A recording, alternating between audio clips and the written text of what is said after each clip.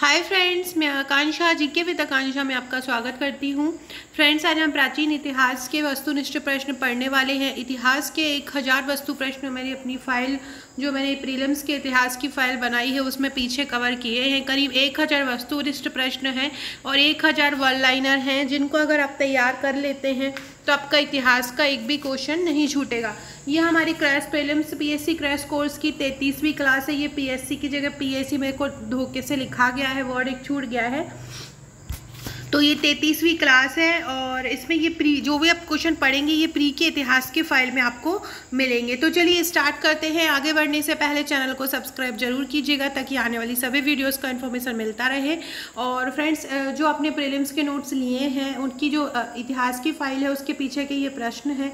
और अगर आप हमारे नोट्स लेना चाहते हैं प्रीलिम्स के तो ले सकते हैं। 16 फाइलें आपको मिलेंगी।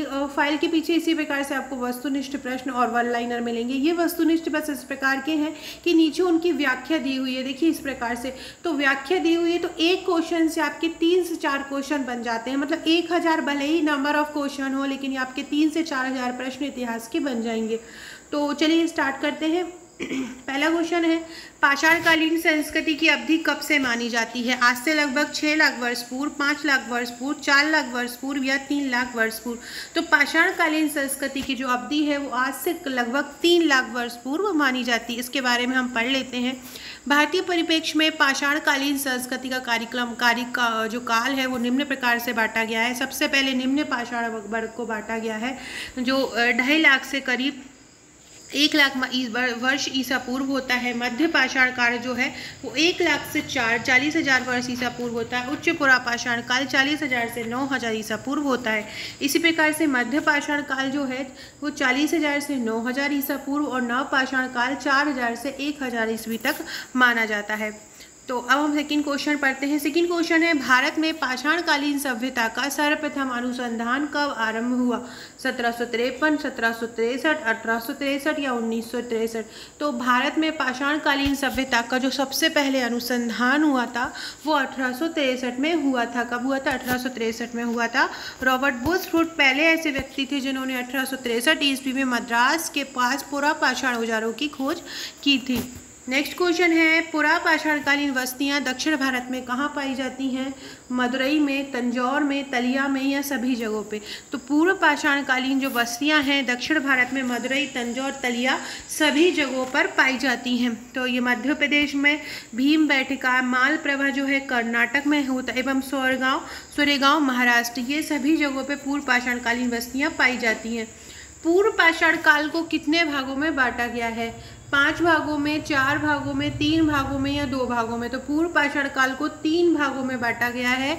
कौन कौन से हैं ये 3 भाग हैं? निम्न पाषाण, मध्य पुरा पाषाण और उच्च पुरा पाषाण। सबसे पहले नेक्स्ट क्वेश्चन है, पाषाणकालीन अवशेष कहाँ से प्राप्त हुए हैं? सिकंदराबाद, फैजाबाद, हैदराबाद। तो पाषाणकालीन जो अवशेष हैं वो मध्य प्रदेश से प्राप्त हुए हैं। निम्न पुरा पाषाणकालीन अवशेष है वो नर्मदा मानव का होमो इरेक्टस जो मिला, इसके अलावा हैदराबाद से भी ये प्राप्त हुए हैं। नेक्स्ट क्वेश्चन है, हड़प्पा के लोगों के अस्त्र शस्त्र किस धातु से बनते थे? तांबा, कांसा, लोहा या प्रस्तर? तो जो हड़प्पा के जो निवासी थे उसको कांस्य युगीन सभ्यता बोलते हैं, तो उनके अस्त्र शस्त्र भी कांस्य के बने हुए थे। नेक्स्ट है, किस पशु को हड़प्पा की अधिकांश मोहरों पर उत्कीर्ण किया गया है? बैल, सांड, बाघ या हाथी?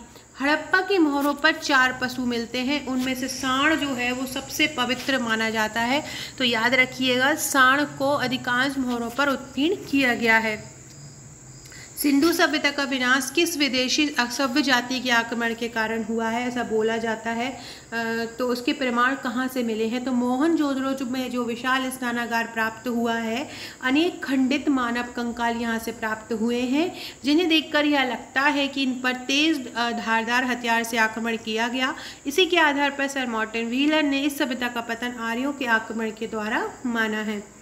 नेक्स्ट क्वेश्चन है, सिंधु घाटी के लोग नहीं जानते थे, क्या नहीं जानते थे? जौ का उपयोग, राई का उपयोग, कपास का उपयोग या तंबाकू का उपयोग? तो तंबाकू की खेती का प्रचलन भारत में 17वीं शताब्दी में हुआ था। सिंधु घाटी के लोग इसको नहीं जानते थे, पुर्तगालियों ने इसका आविष्कार किया था। सिंधु सभ्यता में मान्य किस देवता को आर्यों ने अपनाया? पशुपति, गणेश, हनुमान या लिंग पूजा? तो हड़प्पा सभ्यता के पशुपतियों को आर्यों ने पूषण तथा रुद्र के रूप में पूजा। पूषण मतलब पशुओं का देवता होता है और रुद्र मतलब शिव भगवान होते हैं, तो उनके रूप में आर्यों ने पशुपति को अपनाया। नेक्स्ट है, हड़प्पा सभ्यता कितने वर्ष पुरानी है? लगभग 10,000, 7,000, 5,000 या 3,000 वर्ष पूर्व। तो हड़प्पा सभ्यता की तिथि लगभग 5,000 वर्ष पूर्व पुरानी है। 2350 ईसा पूर्व से ये मानी जाती है, मतलब यह लगभग 4 से 5,000 वर्ष पूरा पुरानी है। सिंधु वासियों की आजीविका का मुख्य साधन क्या था? कृषि था, पशुपालन था, व्यापार था या शिकार था? तो हड़प्पा सभ्यता एक नगरीय सभ्यता थी तथा नगरों का संचालन व्यापार के माध्यम से होता था। हड़प्पा सभ्यता में कृषक उपज आसपास के गांवों में आती थी। जो हड़प्पा सभ्यता की जो कृषक उपज है वो आसपास के गांवों से आती थी।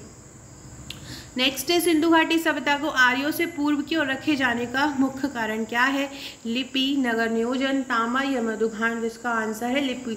सिंधु घाटी सभ्यता को आर्यों से पूर्व लिपि के कारण रखा जाता है। क्यों? क्योंकि लिपि के आधार पर सिंधु सभ्यता आद्य इतिहास में है। आद्य इतिहास मतलब जिसका कोई लिखित जानकारी नहीं है, जबकि वैदिक साहित्य संस्कृत में है तथा इन्हें पढ़ा जा चुका है। अतः वैदिक संस्कृति को हम ऐतिहासिक आद्य ऐतिहासिक युग में रखते हैं, मतलब आर्यों से पहले रखते हैं। सिंधु घाटी सभ्यता में परिवार कैसा था? पितृ सत्तात्मक था या मातृ सत्तात्मक था या देव सत्तात्मक था? तो सिंधु सभ्यता का जो समाज था वो मातृ सत्तात्मक था, क्योंकि यहाँ से मूर्तियाँ मिली हैं माता की। नेक्स्ट है, मोहनजोदड़ो का अर्थ क्या है? मृतकों का टीला, मानवों का टीला, देवों का टीला या देवियों का टीला? सिंधु सभ्यता में सिंधी भाषा में मोहनजोदड़ो का अर्थ है मृतकों का टीला। तो ए इसका आंसर हो जाएगा। नेक्स्ट क्वेश्चन है, सिंधु घाटी सभ्यता मानी जाती है कौन सी? माने सिंधु घाटी सभ्यता जो कौन सी सभ्यता है? नवपाषाण, ताम्रपाषाण, लोहकालीन या तृतीय कांस्य? हड़प्पा सभ्यता के काल में लोहा तो प्रचलित नहीं था, तो लोहा तो नहीं होगा, जबकि पाषाण का उपयोग भी बहुत कम होता था, तो ये दोनों भी नहीं होंगे। तो बचा अपना क्या? कांस्यकालीन। तो तृतीय कांस्यकालीन सभ्यता थी। नेक्स्ट है, मोहनजोदड़ो का उत्खनन किस वर्ष आरंभ हुआ? 1856 में, 1902 में, 1912 में और 1922 में? मोहनजोदड़ो का उत्खनन 1922 ईस्वी में हुआ और राखल दास बनर्जी ने किया। फ्रेंड्स, मैं ये गारंटी से कह सकती हूँ कि अगर आप ये इतिहास के ये 1000 प्रश्न मेरी फाइल के और वन लाइनर कर लेते हैं और उसके पहले जो मैंने टॉपिक कवर किए हैं वो कर लेते हैं, तो एक भी इतिहास का ऐसा क्वेश्चन नहीं है जो आपसे छूट जाएगा। इसी प्रकार से भूगोल, राजनीति, अर्थशास्त्र, मध्य प्रदेश के जो 5000 वन लाइनर हैं, इसके अलावा खेल कूद का जो मैंने मेरी फाइल बनाई है, योजना की जो फाइल बनाई है, आयोग की जो फाइल बनाई है, अगर आप कर लेते हैं तो आपका प्रीलिम्स का एक भी क्वेश्चन आपसे नहीं छूटेगा। करंट में अपने ग्रुप में करा ही रही हूँ। नेक्स्ट है कि हड़प्पा सभ्यता की खोज किस वर्ष आरंभ हुई? 1920, 21, 22 या 25? 1921 में रावी नदी के तट पर हड़प्पा की खोज हुई और सबसे पहले राय बहादुर साहनी ने इसको खोजा। प्रथम खोजे हुए स्थल के आधार पर इस सभ्यता को हड़प्पा सभ्यता कहा जाता है। लिंग पूजा का आरंभ कब से हुआ है? नवपाषाण, हड़प्पा, वैदिक या मौर्य काल? तो लिंग पूजा का आरंभ जो हुआ है वो हड़प्पा काल से हुआ है। मोहनजोदड़ो सहित अनेक स्थलों से लिंग पूजन के अवशेष मिले हैं। नेक्स्ट है, हड़प्पा सभ्यता का धर्म क्या था?